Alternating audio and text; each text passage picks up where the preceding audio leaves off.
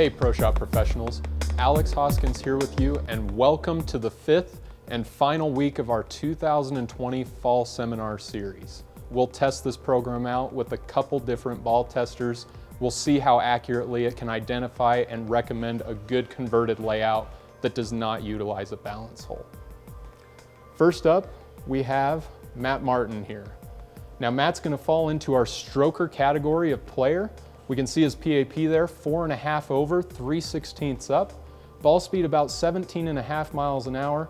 And look at his rev rate there, 275 RPMs. A lot of you 10 years ago would be like, wow, 275 RPMs qualifying in the stroker zone?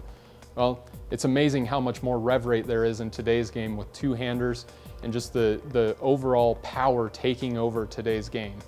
The way I look at it is Matt is generally looking for his ball to hook a little bit more as opposed to hooking a little bit less. He's gonna always be a little straighter, looking for some extra help from the ball. 18 degrees of tilt, 40 degrees of rotation. Overall, like I just said, Matt's gonna be a little bit straighter player. So let's see what we can get out of him. We used our standard beaten path shot. That's pretty much gonna be right in the middle of everything. So it's not gonna be like the 10 or 15 to 1 house shots that some of your bowlers might bowl on, but it's also not gonna be that 2 to 1 or even 1 to 1 US Open shot that some of the professionals will use. You're gonna get a good idea of what a ball is gonna do on all different conditions on beaten path, and that's why we use this as our testing pattern for a lot of different ball tests. You're gonna see that we have 3 different balls here. We have 3 axioms up on the screen. The axiom has been Matt's favorite ball since it came out. What I want you to notice here is look at ball number 1 here. 4 3/4 by 3.5 by 2 1/4 is the layout, and you're gonna notice that this is the only ball that utilizes a balance hole. We have his balance hole specs here. You'll see it's 6 inches from the pin, 3 inches from the PSA. It's a 1-inch hole, and it's about 2 1/4 inches deep. So everything about the position of this balance hole is telling us that it's gonna strengthen the overall reaction of the ball. It's gonna keep the RG nice and low, and it's gonna make that ball rev up a little bit quicker through the middle part of the lane and give Matt more hook that he's looking for. Favorite layout overall with a balance hole for Matt. So what we did is we did our best case scenario here. We drilled that exact same bowling ball for Matt with that same layout, no conversion. All we did is we removed that balance hole to see what kind of reaction is gonna occur if we simply remove it without an adjustment. So you can see there's no balance hole in that second ball. Last up, we typed in all of Matt's bowler statistics, the VLS layout, and those balance hole measurements that we referenced here, and we generated a recommended converted layout of 4 by 3.5 by 2. So you're gonna notice that's a little bit stronger overall than what Matt had here on his initial layout that he liked with the balance hole. The Storm Layout Adapter has taken those calculations and all of that information that we showed you on those previous couple of sections, and it's translated it into the best recommended converted layout for Matt's particular style.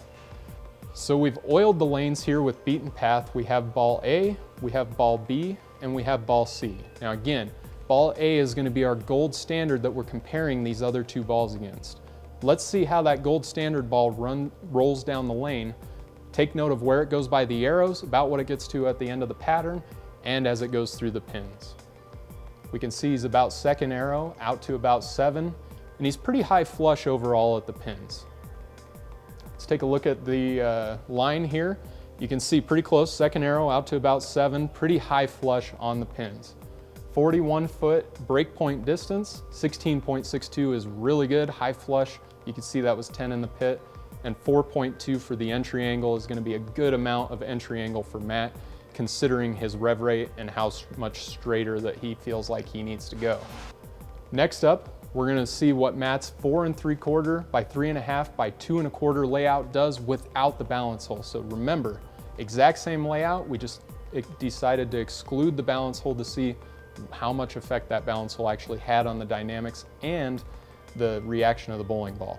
Again, take note of where this goes as it goes down the lane, and let's see how it compares. We're pretty close, 2nd arrow again, out to about 7. You can see how much lazier that ball was through the entire lane.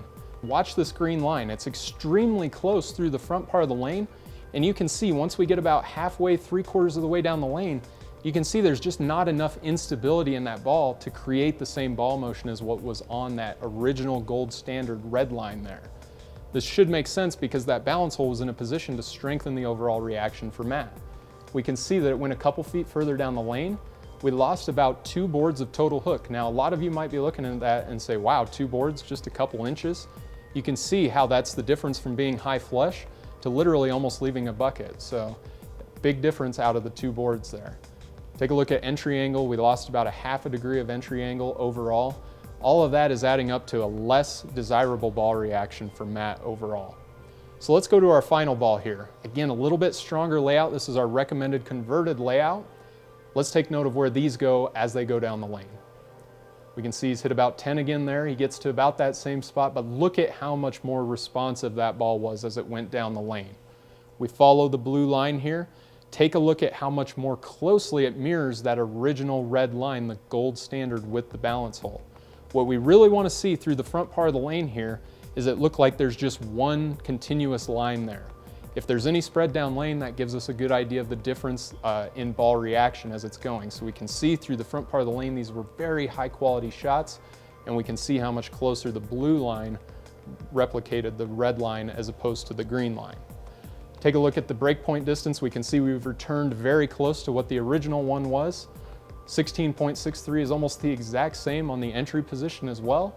And take a look at 4.36. We've created more overall entry angle for Matt. This is going to be way more desirable for him compared to simply plugging or drilling a new ball with the exact same layout.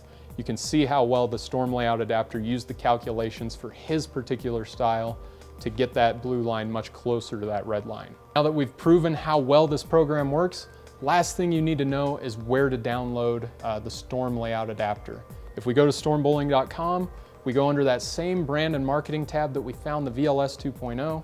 We look at the left side of the screen, we see that download section. Under the drill specs, we're gonna have the Storm Layout Adapter there, free of charge for both pro shops and bowlers to try out. I urge you strongly, if you have a layout that you really liked with a balance hole, give that layout adapter a try. It's gonna give you a much more similar ball motion than just plugging that hole or utilizing that same layout without a balance hole.